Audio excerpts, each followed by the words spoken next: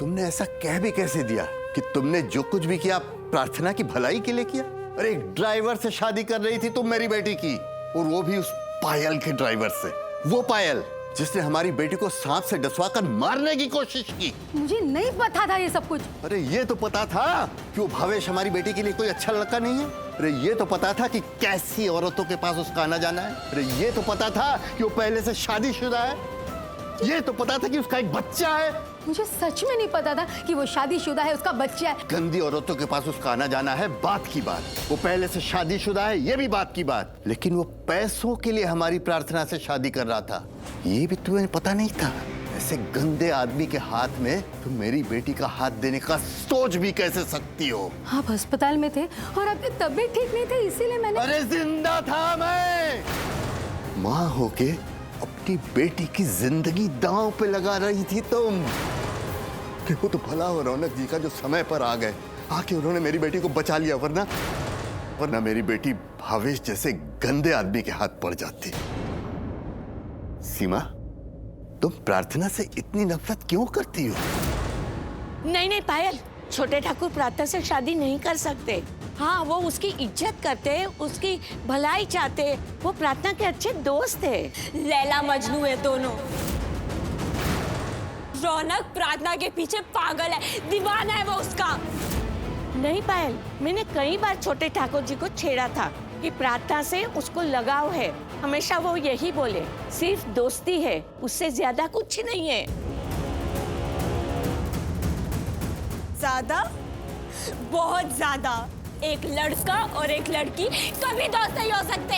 पायल पायल पायल please शांत हो जाओ। तो तुम ज्यादा ही सोच रही हो और बात बिल्कुल ठीक कह रही है। मैं जो सच है वो बोल रही हूँ। आपका रौनक उस प्रार्थना का दीवाना है।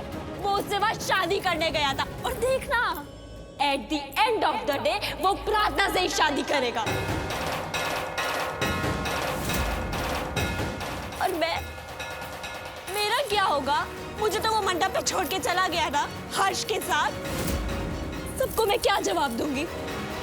बोलो, मेरी तो जिंदगी बर्बाद हो गई ना। पूरी दुनिया यही समझेगी कि मुझ में कोई कमी थी जो वो रौनक मुझे छोड़ के उस प्रार्थना से शादी करने चला गया। बस पायल, बार बार ये बोलने की जरूरत नहीं है कि मेरा बेटा रौनक प्रार्थना से शादी करने गया है या कर रहा है। प्लीज। जो सच है ना, मैं वो बोल रही हूँ। प्रार्थना से ही शादी करने गया था वो वहाँ। मेरे डैड को उनके गार्ड्स का फोन आया था, उन्होंने फोन पे खुद बताई है ये सारी बात। क्या?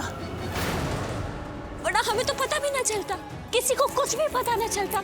और वो प्रार्थना, वो आपकी प्रार्थना बहू बनके घर आ जाती।